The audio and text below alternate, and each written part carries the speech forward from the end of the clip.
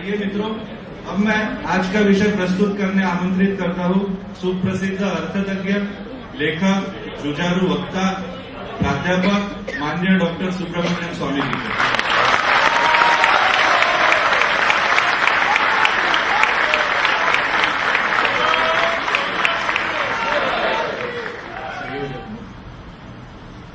जी और जम्मू कश्मीर के फोरम के नील भारद्वाज जी, यहाँ उपस्थित नागपुर के आदरणीय नागरिकों, युवा साथियों, मुझे बड़ा हर्ष होता है कि पहले तो आप इतनी बड़ी संख्या में आए और दूसरा हम टाइम पर शुरू कर रहे हैं। टाइम पर कार्यक्रम शुरू करना भी अच्छे दिन आने की संकेत है।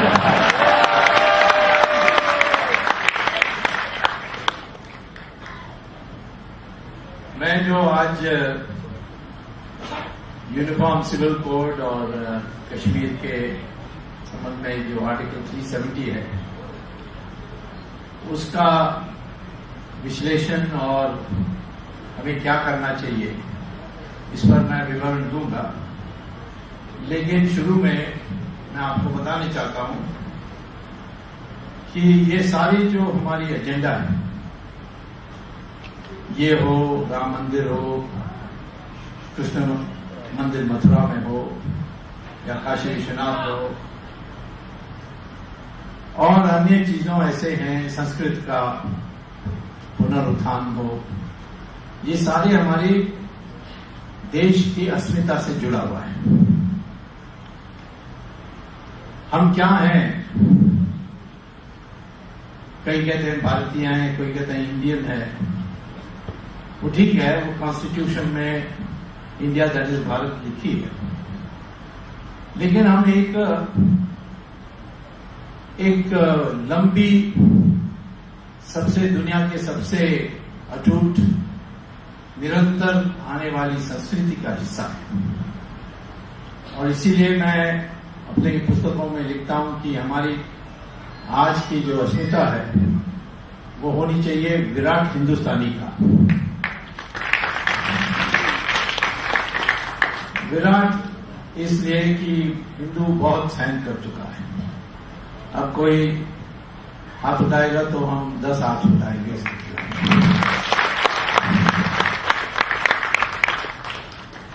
और हिंदुस्तानी माने हिंदू, और जो हम में से अन्य उपासना पद्धति या मजहब के हो, वो ये गर्व से स्वीकार करने के लिए तैयार है कि उनका पूर्वज हिंदू है।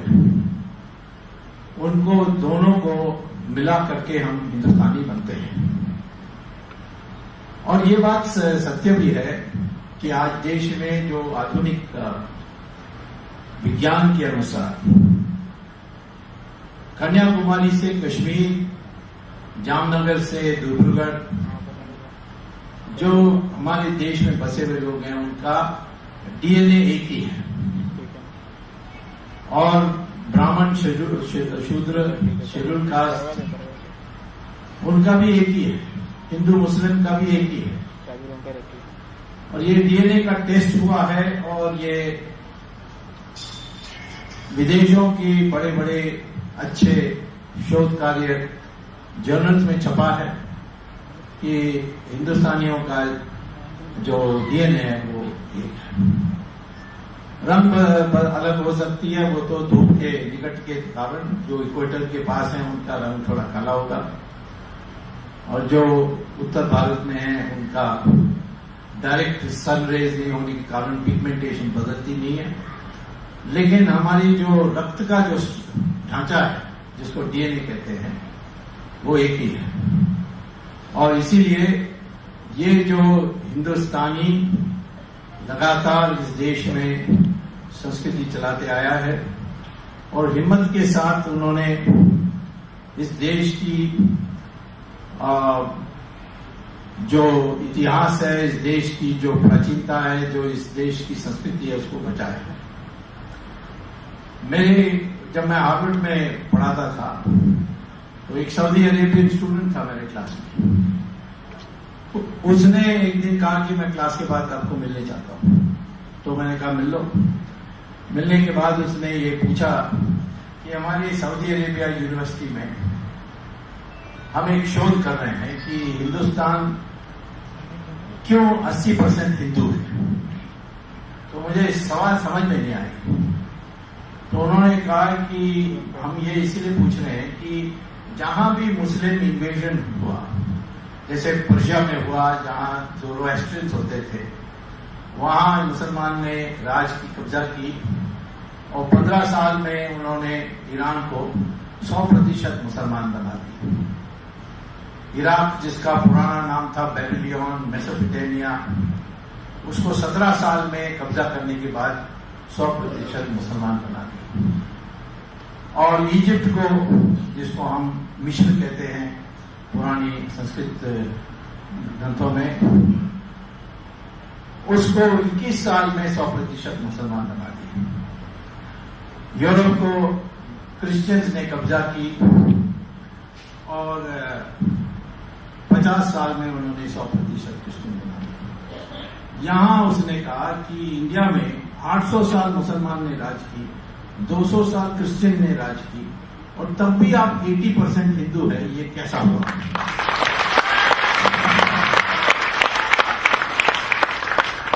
उसने कहा कि मैंने इंडिया का इतिहास, हिस्ट्री बुक्स पढ़ी, मुझे जवाब नहीं मिला।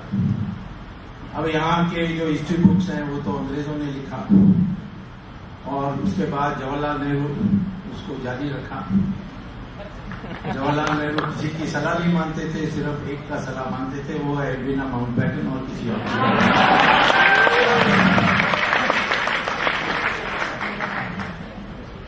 वास्तविकता ये है कि डीएनए से अब आर्यन डिविडेंड थ्योरी दुनिया में सारी यूनिवर्सिटीज में इसको रिजेक्ट करने लगे। और आज मैं ये कहता हूं कि ये जो यूनिफॉर्म सिविल कोड हो, कश्मीर को बिल्कुल सिद्ध करना है कि हमारी अटूट इतिहास है और हिस्सा है, ये सब हमारी अस्मिता को बनाने में सहायक होगा। इसीलिए मैं समझता हूं ये दोनों सब्जेक्ट बहुत इंपॉर्टेंट है। अब यूनिफॉर्म सिविल कोड सिर्फ शादी ब्याह का सवाल नहीं, इनहेरिटेंस का भी है, कई और विषय हैं, और उसकी विधान या वैदिक यानी लीगल जो बेसिस है उस पर ही हमें जाना चाहिए आज, क्योंकि हमारे संविधान में, कॉन्स्टिट्यूशन में कोई संदेह नहीं है। आर्टिकल 44 में साफ लिखा है, the state shall strive for a uniform civil code, और सुप्रीम कोर्ट के कई जजमेंट्स हैं। और डायरेक्टिव प्रिंसिपल्स में इसको शामिल करने के कारण था कि उस समय जवाहरलाल नेहरू ने विरोध किया और डॉक्टर अम्बेडकर ने डट के इसका समर्थन किया, और आखिर में कॉम्प्रोमाइज जो ली गई कि इसको डायरेक्टिव प्रिंसिपल्स में रखेंगे। डायरेक्टिव प्रिंसिपल्स माने उसके लिए आप कोर्ट में जाकर नहीं कह सकते कि अनिवार्य है। जैसे फंडामेंटल राइट्स के लिए आपको कोई किसी चीज से, मूलभूत अधिकार से वंचित करे तो आप कोर्ट में तुरंत जा सकते हैं रिपिटेशन में, लेकिन इसके लिए आप कोर्ट में जा नहीं सकते। परंतु कई लोग गए और कोर्ट ने भी कहा कि सरकार की प्रयास होनी चाहिए कि यूनिफॉर्म सिविल कोड हमारे देश में लागू होनी चाहिए। और यहां जो लोग कहते हैं कि ये माइनॉरिटीज को गुस्सा आ जाएगा इसमें, और इसीलिए हम माइनॉरिटीज को ख्याल करते हुए इस कॉम्पोजिट कल्चर हमारे देश में चलाने के लिए ये इस पर इंसिस्ट नहीं करनी चाहिए। मैं आपसे पूछने चाहता हूं कि यदि हमारे देश के मुसलमान शरिया के बिना और किसी को मानेंगे नहीं, तो फिर ये यूनिफॉर्म क्रिमिनल कोड हमारे देश में कैसे है? इंडियन पीनल कोड जो है वो हिंदू और मुसलमान दोनों पर लागू होती है, और यदि मुसलमान पर नहीं लागू हो परंतु शरिया लगे क्रिमिनल लॉ में भी, तो कोई चोरी करेगा तो उसका हाथ काटना पड़ेगा, कोई अश्लील काम करेगा तो उसको पत्थर फेंक के मारना पड़ेगा। तो शरिया में जो दंड दी है वो दूसरे प्रकार है। और आईपीसी में जब भी कुछ होता है उसमें हिंदू जज हो मुस्लिम जज हो कोई नहीं देखा जाता। हम हिंदू और मुस्लिम क्रिमिनल लॉ में एक है, तो सिविल लॉ में क्यों नहीं है? एक है। मैंने पूछा, एक मेरा मित्र था जो बड़ा कट्टर मुसलमान है, सईद शाहबुद्दीन, तो उसने कहा ये ऐसे बातों को नहीं उठाओ। तो मैंने क्यों नहीं उठाओ? उन्होंने कहा कि देखिए पहले इसमें अनेक बातें, उसको जवाब दे नहीं सका। मैं ये कहता हूं कि अच्छा छोड़ो इस बात को, ऑस्ट्रेलिया में मुसलमान क्यों यूनिफॉर्म सिविल कोड मानते हैं? वहां एक बार ऑस्ट्रेलिया में वहां के प्राइम मिनिस्टर ने वहां के एक मस्जिद का एक मौलाना ने बयान दिया कि हम मुसलमानों को ऑस्ट्रेलिया में ये यूनिफॉर्म सिविल कोड पसंद नहीं, हमें शरीयत चाहिए। तो वहां के प्राइम मिनिस्टर ने फिर दूसरे दिन प्रेस को कहा कि जिन मुसलमानों को यूनिफॉर्म सिविल कोड नहीं चाहिए उनको दूसरा देश ढूंढना चाहिए, ऑस्ट्रेलिया में तो यूनिफॉर्म सिविल कोड मिलेगा और कुछ नहीं मिलने वाला। तो अगला दिन सारे मुसलमानों को संगठन ने प्रस्ताव पास करके भेजा प्राइम मिनिस्टर को कि हमें ये जो मुल्ला है ये पागल है, हम उसको कभी मानते नहीं है, हमें तो यूनिफॉर्म सिविल कोड बहुत पसंद है, उसको रखिए। तो ये ऑस्ट्रेलिया में क्यों मानते हैं, यहां क्यों नहीं मानते? ये भी, इसमें भी मुसलमान का दिमाग, जो मुल्ला है उसका दिमाग साफ है। हमारी प्रॉब्लम इंडिया में मुसलमान नहीं है, हमारी प्रॉब्लम है हिंदू है, वो हर समय उलझन में रहता है। अब देखिए महाभारत हो रही है और अर्जुन बैठा है, इसको मानना चाहिए नहीं मानना चाहिए। कृष्ण भगवान उनको समझाना होता है, भाई तुम्हारी पत्नी का इस प्रकार के अपमान हुआ है तो कैसे जाए। अब कर्ण की जो जब उसकी चैरियट फंस गई और वो उतरा नीचे उसको उठाने के लिए, तब कृष्ण कहते हैं इसको मारो। और कृष्ण ये अर्जुन कहता है मैं तो क्षत्रिय हूं, मैं ऐसे कैसे कर सकता हूं। ये उलझन हमारे हिंदू में है और ये उलझन जानी चाहिए। अब शाह बानू केस में सुप्रीम कोर्ट ने सिर्फ एक बात पर कि मुस्लिम डिवोर्स्ड महिला को भी बराबर जो हिंदू महिलाओं को मिलती है डिवोर्स के मेंटेनेंस वो मिलनी चाहिए, उसमें इतना हंगामा हुआ। पर तो उस समय भी हमें पता लगा कि कई पढ़े लिखे हिंदू मुस्लिम सड़क में आए, डेमोन्स्ट्रेशन की कि कानून को मत बदलो, और राजीव गांधी ने परिषद में आकर उसका सुप्रीम कोर्ट को जजमेंट को ठुकराया। तो कई बार ऐसी प्रयास हुई। अब मुस्लिम देशों में यूनिफॉर्म सिविल कोड कई जगहों में, तुर्की में, पाकिस्तान में एक आर्बिट्रेशन काउंसिल है, उसकी परमिशन लेने के बाद भी एक दूसरी शादी करनी पड़ेगी। और यदि उसका जो पहला पत्नी है वो डिवोर्स चाहेगा इस कारण से कि उसने दूसरे के साथ शादी की, तो फिर उसको डिवोर्स मिलेगा। ये पाकिस्तान में। इसी प्रकार से ट्यूनीशिया में उन्होंने एक से ज्यादा अब शादी नहीं कर सकते। तो ये नेचुरल भी है क्योंकि 50% मेल्स हैं, 50% फीमेल हैं, और शादी होगी तो एक ही को करना चाहिए, एक 5 को करेगा, किसी और को शादी करने के लिए लड़की नहीं मिलेगी। तो ये नेचुरल लॉ है कि यूनिफॉर्म सिविल कोड होनी चाहिए, और उसमें उसके साथ जो और चीजें हैं उसको भी हम पक्का करनी चाहिए। मैं अभी केरल में था तो कई मुस्लिम महिला आए थे मेरे पास और कहा कि हमें इनहेरिटेंस बराबर नहीं मिलती। वो पहले लड़कियों को देते ही नहीं, या वो 1/6 देते हैं या 1/3 देते हैं, पुरुष के बराबर नहीं। तो मैंने केस डाला है कोर्ट में केरल में, और उसमें हम जीतेंगे निश्चित, क्योंकि ये अन्याय है कि महिला और पुरुष में फर्क होना चाहिए। फादर की इनहेरिटेंस जो फादर ने कमाया है उसको अधिकार है किसको देने के लिए, कितना किसको देने के लिए, लेकिन ये कानून से उनको नहीं दिया जाए, ये तो ठीक नहीं है। तो ये एक है। दूसरा है कि शरिया में रूल है कि विटनेस में पुरुष के बराबर कोई काउंटर विटनेस महिला लाओगे तो आपको 2 महिला लाना पड़ेगा, 1 महिला एक पुरुष के बराबर नहीं। ये मुझे प्रीति जिंटा को समझाना पड़ेगा। तो अब आपसे मैं ये पूछता हूं कि कॉन्स्टिट्यूएंट असेंबली में अंबेडकर से आज बहुत अन्याय हुआ है। जवाहरलाल नेहरू को जलन था उसके बारे में। ये कोलंबिया यूनिवर्सिटी गए, 1916 में गए थे अंबेडकर कोलंबिया यूनिवर्सिटी, वो जो आईवी लीग कॉलेज में, वहां पीएचडी इन इकोनॉमिक्स ली उन्होंने। मैंने 10-15 साल पहले मैंने उनकी थीसिस पढ़ी थी, वो आज भी मॉनेटरी इकोनॉमिक्स में रेलेवेंट है। उसके बाद उन्होंने कल्चर पर, हमारी कल्चर पर कई किताबें लिखी। और अंबेडकर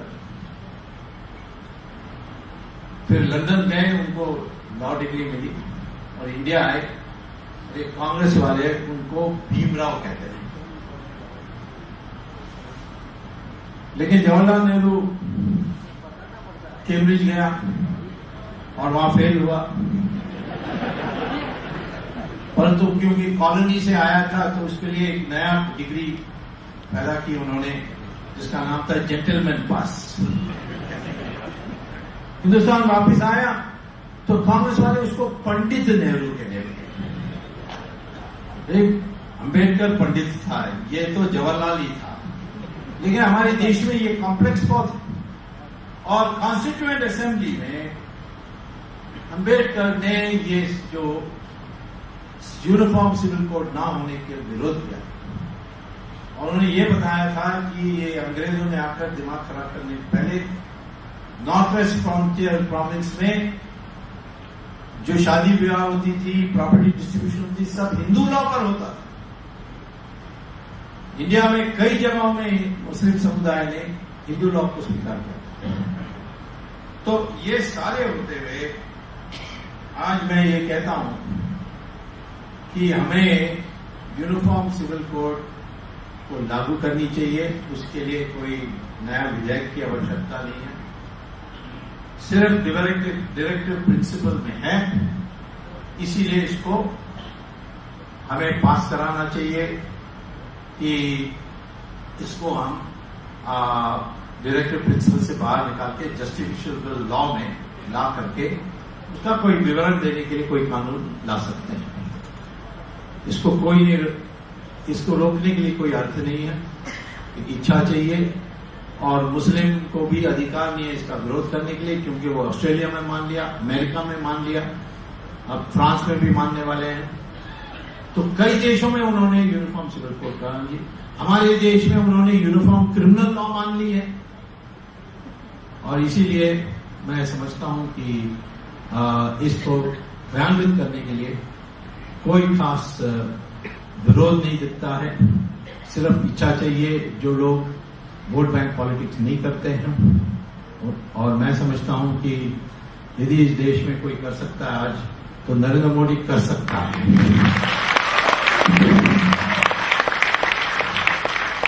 और उनके ऊपर प्रेशर लगा के रखना है। दूसरे लोग प्रेशर लगा रहे हैं कि नहीं गड़बड़ हो जाएगा, ये हो जाएगा, पहले साल ही क्यों करना है, अगले बार 5 साल के बाद जीत कर आएंगे तब कर सकते हैं। ऐसे लोग समझा रहे हैं उनको, परंतु इस 5 साल में नहीं करेंगे तो फिर 5 साल के बाद नहीं आएंगे, क्योंकि देश में आज एक रोष है। अभी तक हमारी एजेंडा के बारे ये कहा जाता था कि मेजॉरिटी नहीं है, अब तो मेजॉरिटी भी है, इसलिए इसको क्रियान्वित करना चाहिए। और मुझे पूरा विश्वास है कि मौका ढूंढ करके नरेंद्र मोदी इसको अमल करेंगे। अब मैं कश्मीर की 370 धारा के बारे में आता हूं। कश्मीर किसका है? पहले तो मेरा है, क्योंकि मेरा गोत्र काश्यप है और काश्यप ऋषि ने कश्मीर को पैदा किया था।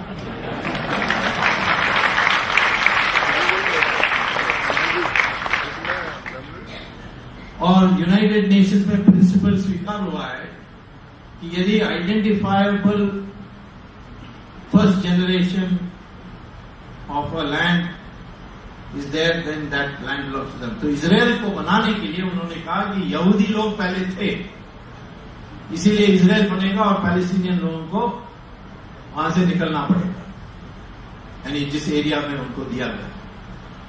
तो वैसे तो हम लोग पहले थे और हिंदू तो पहले ही थे, तो इसीलिए ये कश्मीर के बारे ये विवाद कैसे आया, कहां से आया, आपको पहले पता होना चाहिए।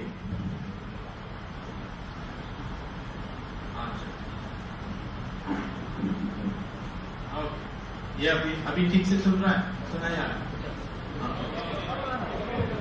अभी तो कश्मीर तो अटूट हिस्सा हमारी थी पहले से। शंकराचार्य केरल से निकलकर कश्मीर तक गए, कश्मीर से कन्याकुमारी, आसेतु हिमाचलम जब हम कहते हैं, नेवी का स्लोगन है। ये सारी चीजों में हमने कश्मीर कभी अलग से हिस्सा नहीं सोचा था। अंग्रेज जब छोड़कर गए, उन्होंने इंडिया पाकिस्तान छोड़कर नहीं गए, उन्होंने इंडिया पाकिस्तान और 600 स्वाधीन देश को छोड़कर गए, क्योंकि जो भी राजा महाराजा थे जिनका उन्होंने पैरामाउंसी लागू की, इन्होंने ये राजा रहेंगे, परंतु वो क्वीन विक्टोरिया और किंग जॉर्ज जो बाद में आए, उनको अपना राजा अपने शक्ति से ऊपर मानेंगे। तो जब उन्होंने ये किया था, तो जाते समय उन्होंने कहा कि हमने इनसे पावर ली तो पावर वापस कर देंगे, उनको स्वाधीन देश बना देंगे। और ये स्वाधीन देश 600 स्वाधीन देश बने। इंडिया एक देश था। पाकिस्तान बनाने के लिए इंडियन इंडिपेंडेंस एक्ट एक पास हुई थी हाउस ऑफ कॉमन्स में जून 17, 1947। उसमें यह तय हुआ कि जो मुसलमान हिंदू के साथ रहने नहीं चाहता, उसके लिए हमें उस अनुपात में भारत देश की जमीन को काट के उनको पाकिस्तान बनाने के लिए देना। हम उनको ऐसे छोड़कर, बेसहारा छोड़कर नहीं जा सकते। ये पार्लियामेंट डिबेट में कहा है। तो इंडियन इंडिपेंडेंस एक्ट के अनुसार पाकिस्तान एक लीगल एंटिटी बनी, माने उन एरियाज जहां मुसलमान हिंदू के साथ रहने नहीं चाहता।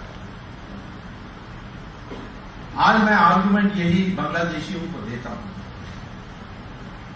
कि यह तय हुआ था कि जो मुसलमान हिंदू के साथ नहीं रहने चाहता है, उसके लिए जमीन काट करके अलग देश देना चाहिए। उस समय आप पाकिस्तान के हिस्सा थे, अब बांग्लादेश के नाम से जाने जाते हैं। लेकिन आपका 1/3 जनसंख्या की हिस्सा हमारे देश में आ गई घुसपैठ में। तो परिणाम क्या है कि यहां इनको वापस ले जाओ, वरना 1/3 हिस्सा आपका जमीन वापस कर दो, ये हमारा जमीन है। और मैंने मैप देखकर जगह भी ढूंढ लिया। वो बंगाल के बॉर्डर से, खुलना से आसाम के बॉर्डर सिलेट तक लकीर खींचोगे तो जो ऊपर हिस्सा है वो 1/3 है। बांग्लादेश के लोग पेपर में मेरी बड़ी बुराई हुई। मैंने कहा मैं नहीं कह रहा हूं कि मुझे चाहिए, मैं कहता हूं ये आप इन लोगों को ले लो, हम आप धकेल के भेजते हैं तो आप फिर आपके लोग रिश्वत देकर आ जाते हैं। हिंदू के साथ रहने के लिए तैयार है। अब मुझे कोई प्रॉब्लम नहीं है कि बांग्लादेश की सारी पॉपुलेशन आ जाए, परंतु हमारे देश की फिर राजनीति बदल जाती है, क्योंकि मुस्लिम साइकोलॉजी मोहम्मद ने बड़ी स्पष्ट रूप से बताया। मुसलमान को उन्होंने आदेश दिया है, कुरान में नहीं है, सीरा में है, हदीस में है। उसमें उन्होंने कहा कि जहां मुस्लिम मेजॉरिटी में है वहां उसको माइनॉरिटी को बख्शना नहीं चाहिए, उनको धर्म बदल देना चाहिए, परिवर्तन कर देना चाहिए या उनको मार देना चाहिए। ये चंद लोगों को गंदे काम करने के लिए धीमी नाम पर उनको रहने देना चाहिए। ये जहां वो मेजॉरिटी है, और जहां मेजॉरिटी में वो माइनॉरिटी के लिए कुछ नहीं करने देंगे। अब हमारे कितने लोग हैं मजदूर होकर के सऊदी अरेबिया में गए, और उस सऊदी अरेबिया में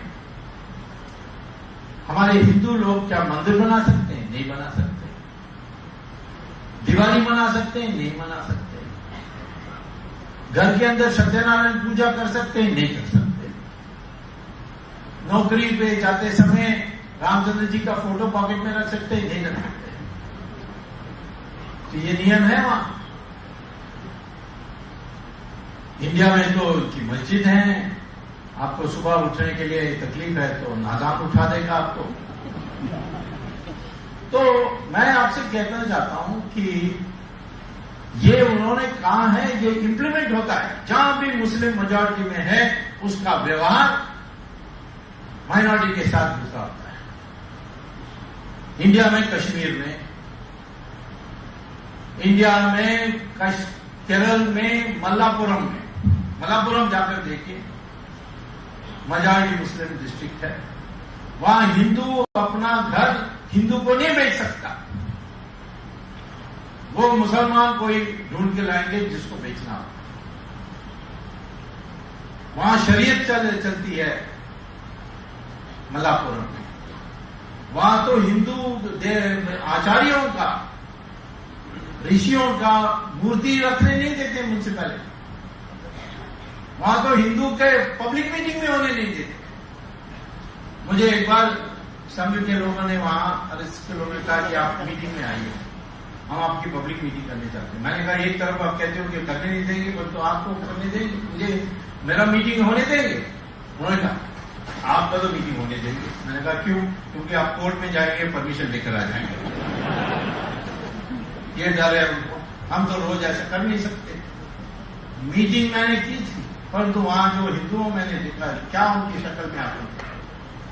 जिस केरल स्टेट में 52% हिंदू है, एक डिस्ट्रिक्ट में क्या, तमिलनाडु में मुसलमान सिर्फ 5% है, लेकिन नगर पंचायतों में कहीं में मेजॉरिटी है।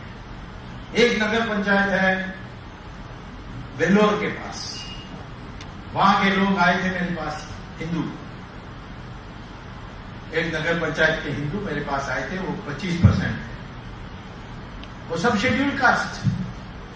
उन्होंने कहा कि आप आइए हमारे एरिया में, देखिए हमारे लोग का हालत क्या है। मैंने कहा क्या हो गया? वो कहते कि इस नगर पंचायत चुनाव में वो सब जीत जाते हैं, वो सब 75% है, और फिर वो कहते हैं कि धर्म बदल दो, फिर हम आपको सुविधा देंगे, नहीं तो नहीं देंगे। और वो ना देने की बात छोड़िए, वो हमारी जो भी कुछ है उसका नुकसान भी करते हैं।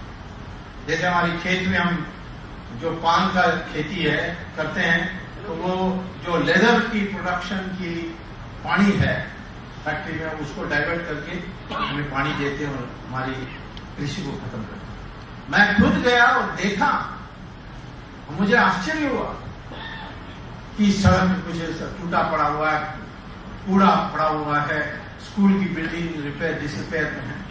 तो मैंने मद्रास हाई कोर्ट में जाकर के मैंने केस फाइल की और मैंने कहा कि ये नहीं दे सकते, तो फिर इस नगर पंचायत को 2 टुकड़ा करके 2 ग्राम पंचायत बनाई। कोर्ट ने फिर आदेश दिया उसके बाद करुणानिधि चीफ मिनिस्टर थे, वो डरे और उन्होंने वहां 40 नगर पंचायतें जहां ऐसा हो रहा है, जहां भी मेजॉरिटी में उनका रुख बदल जाती है। अब उत्तर प्रदेश में आजमगढ़ में जाइए, मऊ में जाइए, ये है, मेरठ में यही बन रहा है। तो मैं तो मुस्लिम आ जाए वो तो सब हमारी डीएनए के हैं, लेकिन आने के बाद वो शरिया को फॉलो करेंगे, मुल्ला को फॉलो करेंगे, तो फिर हमारे देश में डेमोक्रेसी नहीं रहेगी। दुनिया में कोई भी मुस्लिम देश नहीं है जहां सेक्युलरिज्म है। हिंदुस्तान में सेक्युलरिज्म है तो उसका कारण है हिंदू मेजॉरिटी, और कोई कारण नहीं है। अब ये सेक्युलरिज्म का परिभाषा तो बदलना पड़ेगा। ये सोनिया गांधी की दी हुई सेक्युलरिज्म तो हम स्वीकार नहीं कर सकते। तो मैं ये कश्मीर की समस्या को इस संदर्भ में देखता हूं कि वहां वैली में मेजॉरिटी मुस्लिम है, जम्मू में हिंदू मेजॉरिटी परंतु ज्यादा नहीं, और ये धीरे धीरे कर सकते हैं। इन्होंने क्या 5 लाख कश्मीरी पंडितों को भगाया। हमारे देश में ही हिंदू रेफ्यूजी है, ये हम कैसे बर्दाश्त कर सकते हैं? जिस देश में 80% हिंदू है उसका कश्मीरी पंडित पॉपुलेशन सिर्फ हिंदू होने के कारण उनको भगाया, और उनको वापस कैसे भेजा जाए इसकी बात चल रही है, और वहां बड़ा विरोध हो रहा है।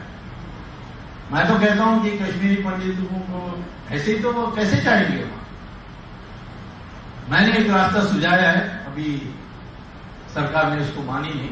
मैंने कहा कि हमारे देश में 1 करोड़ एक्स सर्विसमैन है, उसमें 50 लाख हैं जो आज भी युद्ध कर सकते हैं, उनमें से 10 को छांटिए, 10 लाख उनको शस्त्र दीजिए, पैसा दीजिए, और कहिए जाके कश्मीर में बसे।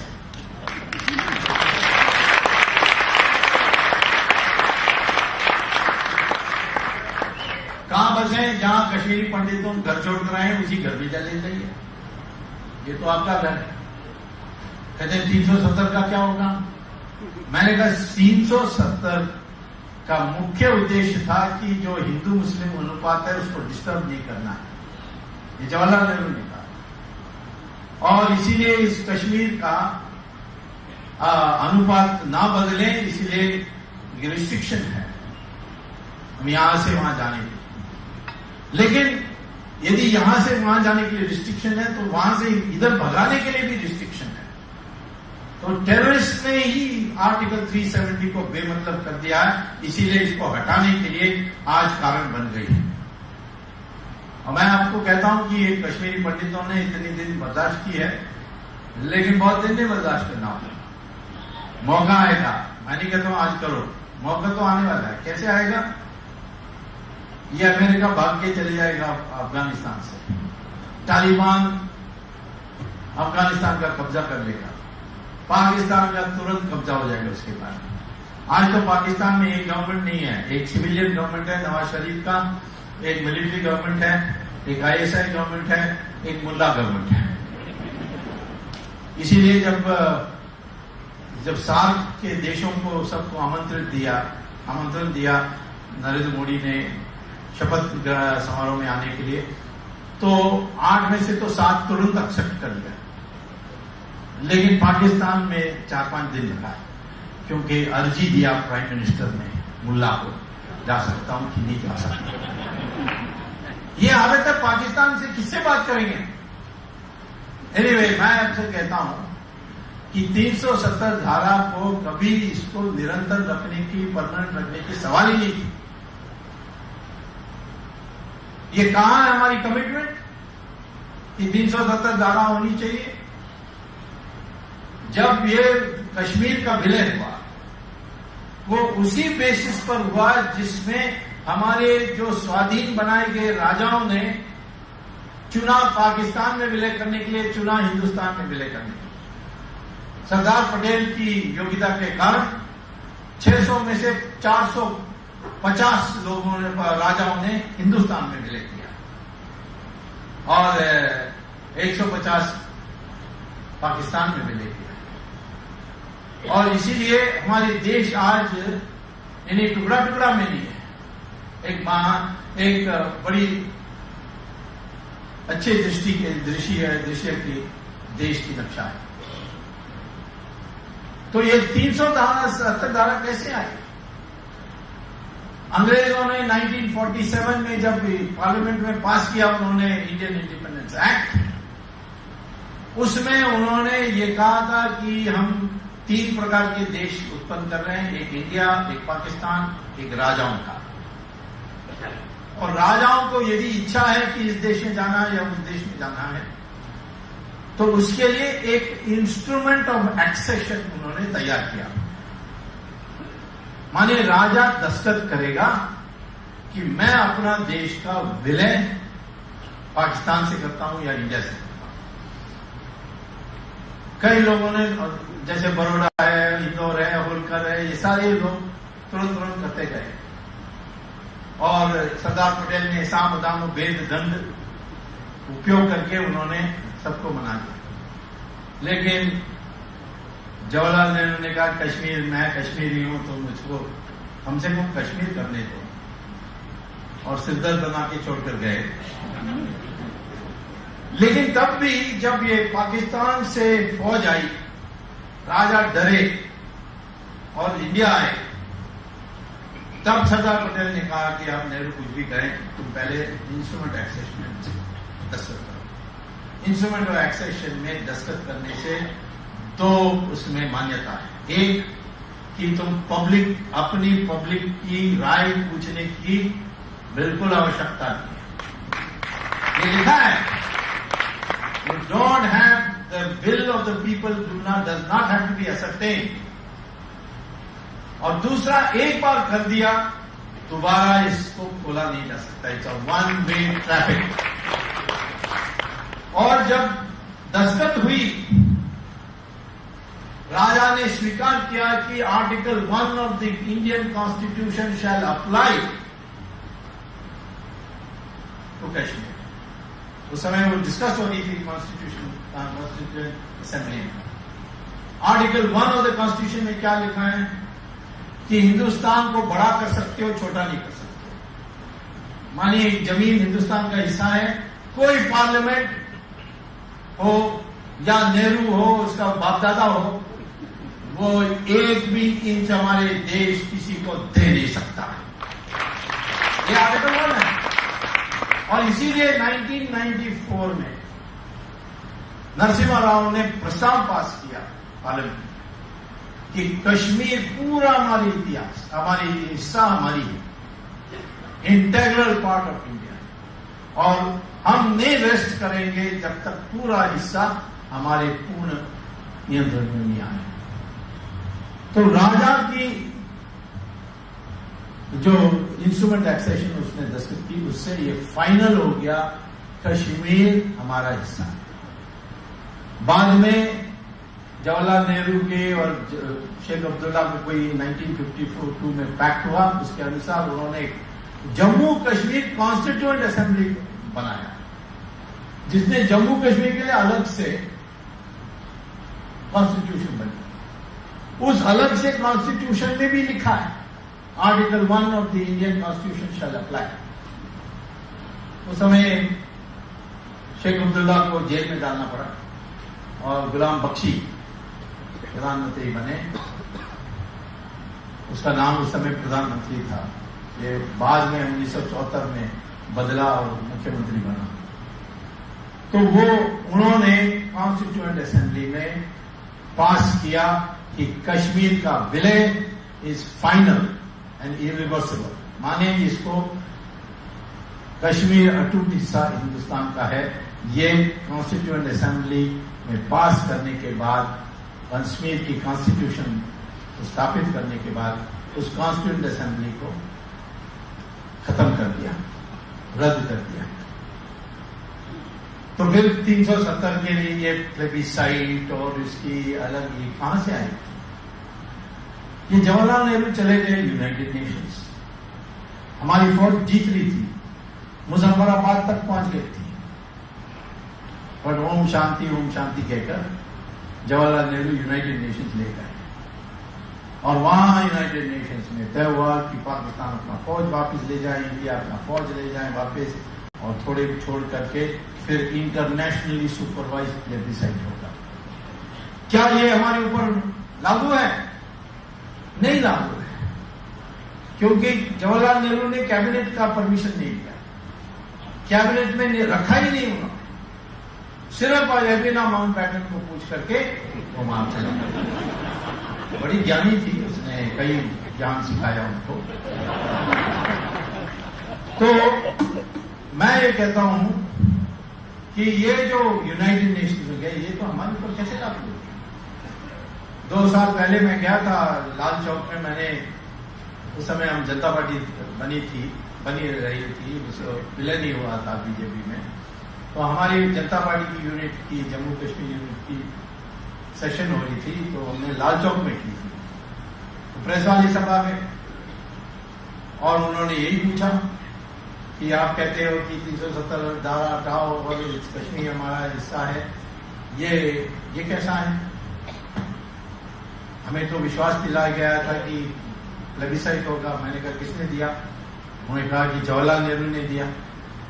मैंने कहा फिर जवाहरलाल नेहरू से जाकर पूछो। उन्होंने कहा आप कैसे जाएंगे उनके पास? मैंने कहा टेररिस्ट को कहो, वो पहुंचा देंगे।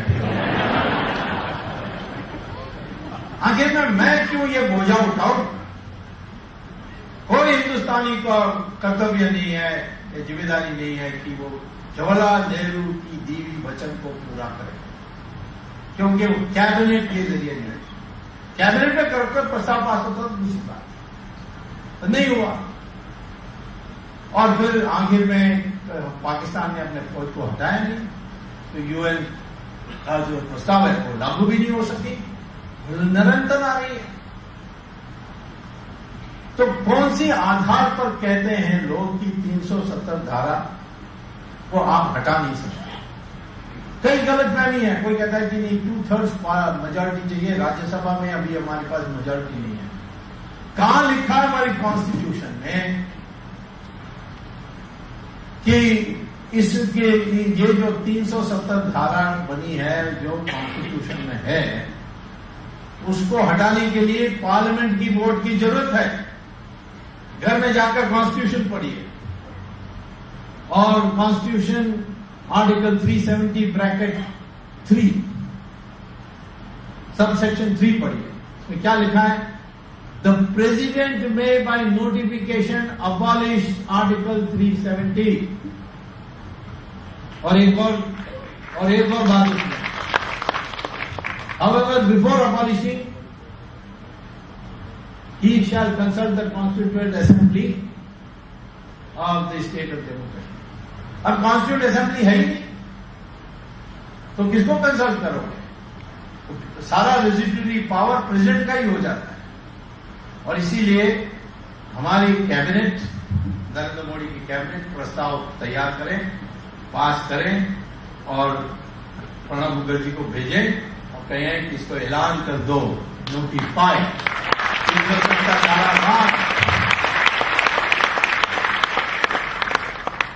फारूक अब्दुल्ला, शेख अब्दुल्ला सब अपना इंटरप्रिटेशन दे रहे हैं, कॉन्स्टिट्यूशन का नहीं, कश्मीर का लीक यही है वो है। कहां जो महाराजा हरि सिंह ने साइन किया उसमें स्पष्ट है इररिवोकेबल फाइनल मर्जर। जैसे जामनगर का मर्जर हुआ, जैसे हैदराबाद का मर्जर हुआ, जैसे अनेक राज्यों का मर्जर हुआ, यहां भी सांगली में हुआ, अन्य जगहों में हुआ। ये फाइनल है, इसको दोबारा ओपन नहीं कर सकते और कश्मीर का भी नहीं कर सकते। 370 धारा हटाना ये बहुत आवश्यक है, क्योंकि कश्मीरी पंडितों के साथ जो व्यवहार हुआ उसके बाद 370 धारा का कोई आर्ग्यूमेंट ही नहीं रहा, क्योंकि उनके तरफ से उन्होंने इसको रद्द कर दी, तो हमें रद्द करनी चाहिए। तो क्या करना चाहिए? चुनाव निकट में आ रही है, प्रेसिडेंट रूल लगाओ, आर्मी को लॉ एंड ऑर्डर दे दो और 370 धारा हटाओ। कोई नहीं कुछ बोलेगा, मैं आपको बता रहा हूं।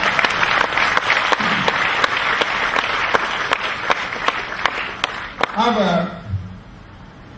मैं ये कॉन्स्टिट्यूंट असेंबली में थोड़ी थोड़ी जो बातें हुई उसको बताने चाहता हूं। तो पहले ये मान लीजिए, ये जो प्लेबिसाइट है ये हमारे हिंदुस्तान का वचन नहीं है, ये जवाहरलाल नेहरू का है। और जवाहरलाल नेहरू ने अपना कर्तव्य को पालन नहीं किया तो उसके साथ गया, खत्म, कोई रिकॉर्ड नहीं है इसका। दूसरा है कि जब ये मामला आया कॉन्स्टिट्यूएंट असेंबली, तब गोपाल स्वामी अयंगार को जवाहरलाल नेहरू ने कहा कि तुम इसको प्रेजेंट करो कॉन्स्टिट्यूएंट असेंबली।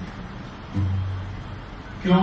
क्योंकि जवाहरलाल नेहरू को मैं पहले से जानता था, डरपोक है और इतनी उत्तेजना थी, सारे कांग्रेस के लोग विरोध में थे।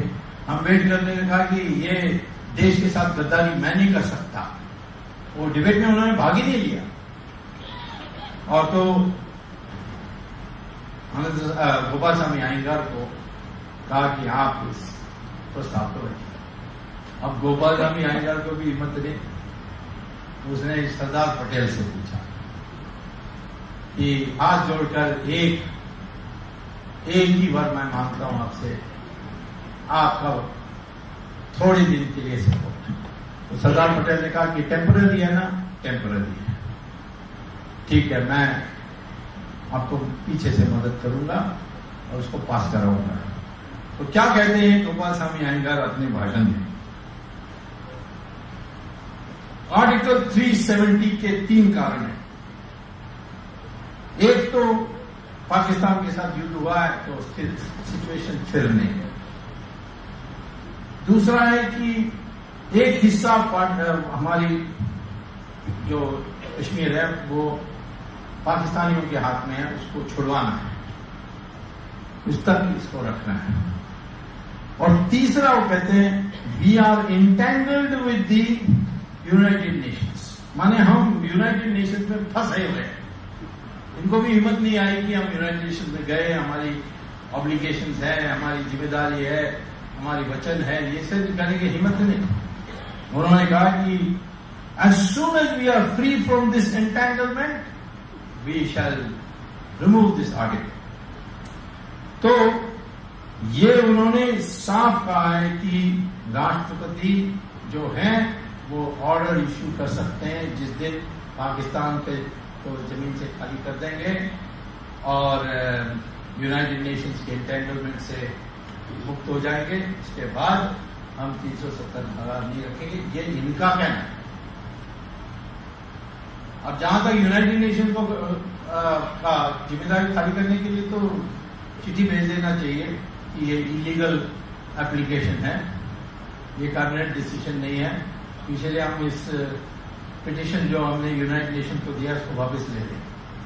यूनाइटेड नेशन क्या करेगी? हल्ला करेगी, प्रस्ताव पास करेगी, वो जो भी प्रस्ताव भेजते हैं उसको पूरा पे टोकरी में फेंक दो और अपना काम जारी रखो। ये यूनाइटेड नेशन कुछ कर नहीं सकता इसमें।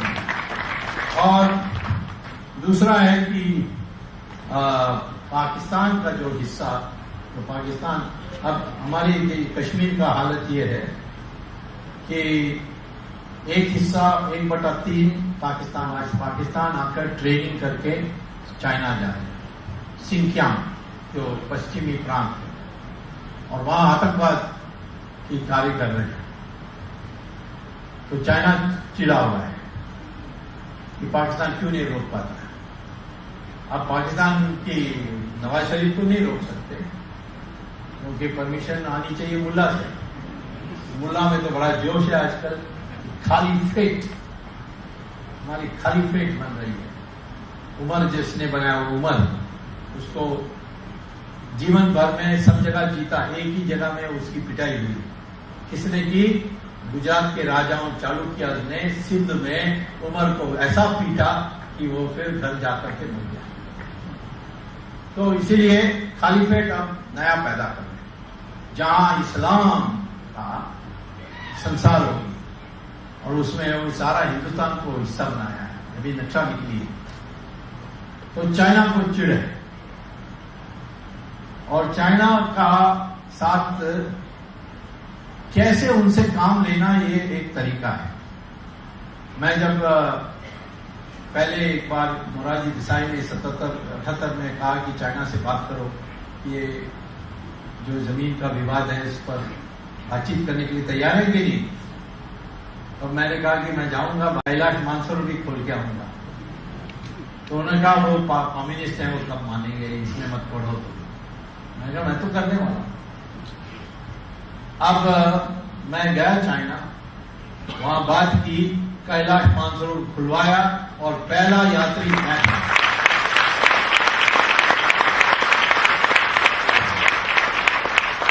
कारण क्या था कि उस समय सोवियत यूनियन और चाइना के बीच में बड़ा झगड़ा चल रहा था। एक उनकी नदी थी जो बॉर्डर थी उनकी, उसमें एक आइलैंड था, उस आइलैंड पर लड़ाई चल रही थी, ये मेरा है, ये मेरा है। और हमारी सरकार नई बनी थी 77 में, जनता पार्टी, और इंदिरा गांधी ने 71 में सोवियत रूस से एक संधि साइन कर ली कि यदि रशिया या इंडिया कभी दिक्कत में पड़ेंगे, कभी खतरा होगा, तो दोनों इंडिया रशिया को मदद करेगी, रशिया हमारी जब मुसीबत आएगी तो हमें मदद करेगी। ये इंडो सोवियत ट्रीटी बनाई थी। तो उस समय ये जिनकी जब झगड़ा चल रही थी तो रशिया की तरफ से मोरारजी देसाई को, प्रधानमंत्री को एक रिक्वेस्ट आया कि हमें सोवियत यूनियन की जो ट्रूप्स हैं उसको हिंदुस्तान के रास्ते से तिब्बत जाने के लिए मदद की। तो मैंने मोरारजी को कहा यदि आप चाइना को कहने के लिए तैयार हैं कि तुम दोनों आपस में लड़ो और आप मारो, हमें तो कोई दिलचस्पी नहीं है, हम तटस्थ रहेंगे, इसी में वो तैयार हो जाएंगे। तो ऐसे ही हुआ। मोरारजी की अनुमति से मैं जाकर चाइना को कहा कि आपका युद्ध रशिया से होगा तो हम तो रशिया के ट्रूप्स को हमारी भूमि का फायदा उठाने नहीं देंगे, तुम आपस में लड़ लो, हम तटस्थ रहेंगे। उसके बाद उनकी रवैया बदली और कहा कि अच्छा बातचीत करेंगे बॉर्डर पर। इसी प्रकार से आज भी आपको बॉर्डर की समाधान करनी है और अक्साई चीन वापस लेनी है, तो एक हमें फैसला करनी है कि चाइना और अमेरिका की युद्ध हो जाएगी तो किस तरह होगी। अब तटस्थ रहोगे तो फिर चाइना तुम्हारा दोस्त, पर तटस्थ होगे तो दिखना चाहिए तटस्थ है, यानी कि मनमोहन सिंह जैसे जाकर वो कुछ भी कर सकते हैं हमारे देश में, हमारे नेताओं का फोन टैप कर सकते हैं, जब चाहें घुस जाएंगे, जब चाहेंगे एनजीओ को पैसा दे देंगे। तो इस प्रकार की सारी एक्टिविटीज देखते हुए हम इसको बर्दाश्त करते आए। तो हमें इतना साफ उसको दे दे तो मैं कहता हूं कि जहां तक अक्साई चीन की बात सेकंड लूंगा, जो पहला है मैकमोहन लाइन, उसको चाइना मान लेगा। क्यों मान लेगा? क्योंकि बर्मा के साथ संधि करते समय उन्होंने मैकमोहन लाइन को मान लिया, तो हमारे साथ कैसे नहीं मान सकते? वो लकीर जब खींचा उसने मैकमोहन लाइन, उन्होंने एक ही लकीर खींचा था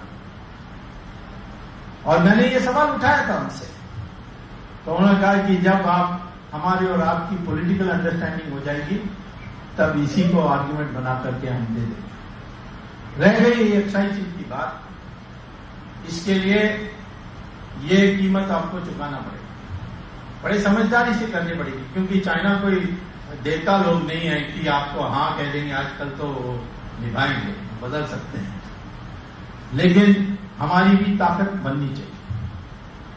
मैं थोड़ा कश्मीर से हटके जा रहा हूं क्योंकि ये कश्मीर से जुड़ा हुआ है। चाइना आज गद्दार में उसने एक बंदरगाह बनाई है पाकिस्तान के गद्दार पोर्ट में, और श्रीलंका में हम्बनतोटा के जो हमारे से 32 किलोमीटर दूर है उसमें उसने एक बंदरगाह बनाई और उनके जहाज है वहां भी। कोको आइलैंड है बर्मा के पास, बांग्लादेश के पास, वहां भी बनाई है। तो हमें घेरे हुए हैं, तो हमें क्या करना चाहिए?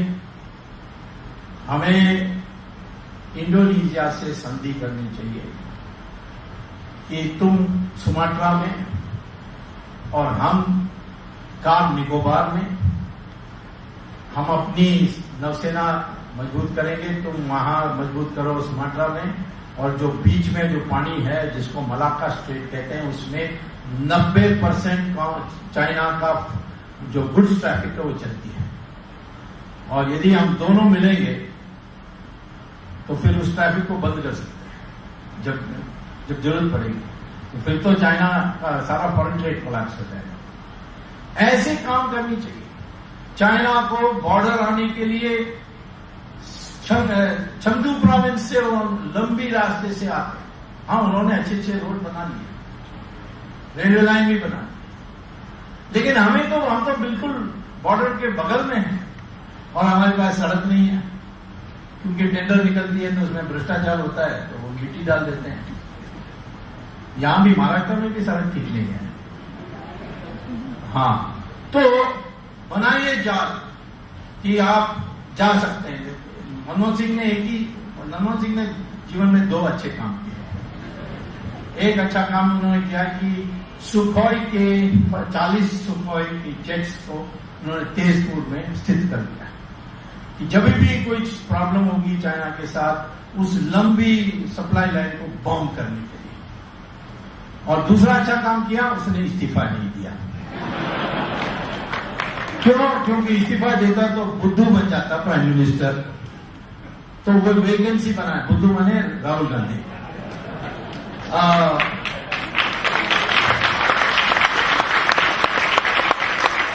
उसको प्राइम मिनिस्टर बनने नहीं देता था, तो ज्यादा अच्छा था कि अंत तक ये रहे। उनको बड़ा दबाव लगा कि इस्तीफा दो, और तो एक बात पर उन्होंने कहा नहीं, मैं नहीं करूंगा। तो 2 अच्छे काम किए। उसमें ये सुखोई जो भेजा उससे हमें और ज्यादा भेजनी चाहिए। इराक में भी मैं प्रशंसा करता हूं कि नरेंद्र मोदी को कि उन्होंने 2 बड़े डिस्ट्रॉयर जहाज को भेजी, तैयारी में कि यदि कुछ होगा हमारे नर्सेस के साथ तो फिर हम कुछ कार्रवाई करेंगे। और फिर बाकी लोग जो सारे जो बिजनेसमैन हैं केरल के इधर उधर मुसलमान ही हैं, वो उन्होंने जाकर बात करके कहा कि बड़ा परिणाम होगा, तो नर्सेज आज छूट कर आए। तो इस प्रकार से, और अब ईरान शिया है। हमारे देश में शिया सदा हिंदू के साथ रहा है, अहमदी साथ रहा है, सूफी साथ रहा है, बहरवी शिया सुन्नी भी साथ रहा है। मुसलमान की पॉपुलेशन में वोट डालते समय इस बार हमें 17% हिस्सा मुसलमान की वोट मिली। यही शिया सुन्नी ये जब मुसलमान की बात करते हैं, मैं कहूँ क्या मुसलमान कैसी बात कर सकते हो, कौन सा मुसलमान? और इनकी शिया की तो मारकाट हो रही है पाकिस्तान। अहमदी को तो मुसलमान ही नहीं मानते पाकिस्तान। तो ईरान ने हमको अभी कहा है कि चाबहार एक बंदरगाह है, उसको आप हमें बना के दीजिए। ये पाकिस्तान को उस तरफ है, और इसीलिए इस तरीके से हमें चाइना से बात करने के पहले ऐसी ताकत होनी चाहिए कि उनको पता होना चाहिए लड़ाई करेंगे तो भी पिटेंगे, तब वो बात करने के लिए तैयार है। और यदि उनको लगेगा कि हम स्वाधीन हैं, हम अमेरिका का पिट्ठू नहीं है, हम चाइना का पिट्ठू नहीं है, हम अपनी ताकत पर खड़े हो सकते हैं और खड़े होंगे, तो फिर चाइना हमसे समझौता करने के लिए तैयार है।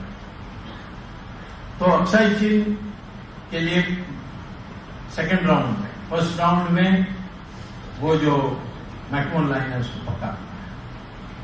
तो कश्मीर की तब मौका मिलेगा पाकिस्तान को, वो जो हिस्सा है जिसको POK कहते हैं, पाकिस्तान ऑक्यूपाइड कश्मीर, उसको खाली करने, उसके लिए पहले 370 को हटाना और हटाने के बाद कश्मीर में अमन लानी है।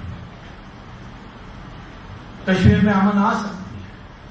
मुझे तो लोग कहते थे गुजरात में अमन कभी नहीं आएगी, क्योंकि 1962 से 2002 तक हर 3 महीने दंगे होते थे गुजरात में। और बड़ौदा में तो हर हफ्ता होता है। वहां के गुजरातियों से बात करिए, वो बताएंगे। लेकिन 2002 से 2014 तक आज तक एक भी दंगा नहीं हुआ है।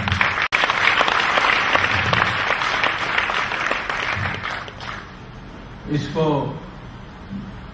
मोहम्मद का जो दिया हुआ दुनिया का हिस्सा है उसमें आता है। क्या कहा मोहम्मद ने? दारुल इस्लाम, जहां मुसलमान मेजॉरिटी में है वहां किसी को बख्शो मत। दारुल हरम, जहां मेजॉरिटी पिलपिला है वहां मांगते रहो। यूनिफॉर्म सिविल कोड नहीं, और उसके बाद रिजर्वेशन चाहिए, उसके बाद शरिया चाहिए, मांगते रहो। और फिर होगा दारुल हद, जहां मेजॉरिटी में एकता है, और एकता होने के कारण वो माइनॉरिटी का से डरेंगे नहीं। जैसे ऑस्ट्रेलिया, अमेरिका, ऐसा होगा तो हमारे देश में कश्मीर की जनता भी मान ली। मुझे भी कश्मीर की जनता, जो मुसलमान कहते हैं कि यहां जो आतंकवादी हैं वो कहते हैं कि हिंदुस्तान कहता था कि पाकिस्तान नहीं देंगे, पाकिस्तान नहीं देंगे, आखिर में दे दिया। कल आज कहते हैं कश्मीर को नहीं छोड़ेंगे, कश्मीर को नहीं छोड़ेंगे, आखिर में छोड़ दे। ये इनके जो उलझन है इनके दिमाग में, इसको हटाना है कि हम कोई भी कीमत चुकाने के लिए तैयार है, परंतु कश्मीर का 1 इंच नहीं छोड़ेंगे। ये 370 कुछ नहीं है, इसको तो कल रद्द कर सकते हो, लेकिन उसके बाद मंशा होनी चाहिए कि कुछ भी हो, कितना भी हमें मुश्किलात उठाने पड़े, हमें कश्मीर का एक हिस्सा नहीं छोड़ना। और मैंने ये देखा, मैं जब मंत्री था तो मुझे एक बार चंद्रशेखर ने तमिलनाडु को ठीक करने के लिए जिम्मेदारी दी थी, क्योंकि वहां लिट्टे भर गए थे। तो करुणानिधि तो लिट्टे का चमचा, तो वहां तो उन्होंने लिट्टे ने कम्युनिकेशन सेंटर शुरू कर दी, यूनिफॉर्म स्टिचिंग फैक्ट्री शुरू कर दी, वहां पेट्रोल पंप ले ली, और वहां के जो लोग घायल होते थे उनको हिंदुस्तान में तमिलनाडु के हॉस्पिटल में उनकी ट्रीटमेंट होती थी। तो हमने उस गवर्नमेंट को डिसमिस किया। डिसमिस करते समय, डिसमिस करने की जो प्रपोजल आई थी कैबिनेट में, तो सारे हमारे ऑफिसर्स खिलाफ थे, कहते नहीं, रक्त का नदी बहेगी, पृथकवाद में आपके लिए आग लगेगी। लेकिन एक बस जलने की बात छोड़िए, एक साइकिल भी नहीं चला। और जब चुनाव हुआ तो 234 सीट्स में जयललिता 232 जीती और करुणानिधि सिर्फ जो जीते थे। ये 1991 की बात करते हैं। और कैसा किया? इतना ही कि मैंने पुलिस को कहा कि हर पुलिस स्टेशन में जो हिस्ट्री शीटर्स हैं उनको बोलो गोली चलाने के लिए ऑर्डर दे दिए, सबको उड़ाएंगे। मुझे डीजीपी ने कहा था कि बहुत लोग मरेंगे, तो मैंने कागज निकाल के लिखा है, you are hereby authorized on behalf of the government of India to kill 5000 people. मैंने कहा एक कमीशन इंक्वायरी होगी तो ये दे दो, और एक भी नहीं गोली चली। मैं कहता हूं कि हमारी पब्लिक इतनी समझदार है कि जब वो दिखता है कि सरकार बख्शेगा नहीं, किसी हद तक भी जा सकता है, तो फिर वो सब लापरवाही नहीं करेंगे। मैं कहता हूं कि कश्मीर की जनता आपका स्वागत करेगी, उनको पाकिस्तान का कुछ लेना देना नहीं है। और ये जो आतंकवादियों से तंग आए हुए हैं और शुरुआत हम करेंगे 370 धारा से। नहीं तो ये कश्मीरी पंडित जब आए ना, तब लोग कहते हैं ऐसे आ गए, जगमोहन ने कह दिया। लेकिन मेरे पास ये अल हिजबुल मुजाहिदीन की अप्रैल 14, 1990 का पोस्टर का ट्रांसक्रिप्शन है। Pandits responsible for perpetrated operation and atrocity on Muslim should quit in 2 days. Spokesman of Hizbullah Mujahideen has stated in a meeting of area commanders The decision was taken to give an ultimatum to Kashmiri Pandits to leave Kashmir in 2 days. According to the spokesman, behind the oppression and persecution of Muslims, the Pandits have a hand. He said all the Pandits have become instruments of Indian imperialism. He said Pandits have received training in arms outside the valley. ये करते तो अच्छा होता पर किया नहीं. The aim of jihad is azadi and is enjoined by Almighty on all followers of Tawheed to participate in jihad. The crusade is for the establishment of Kashmir into an Islamic society. Confusion में मत रहिए.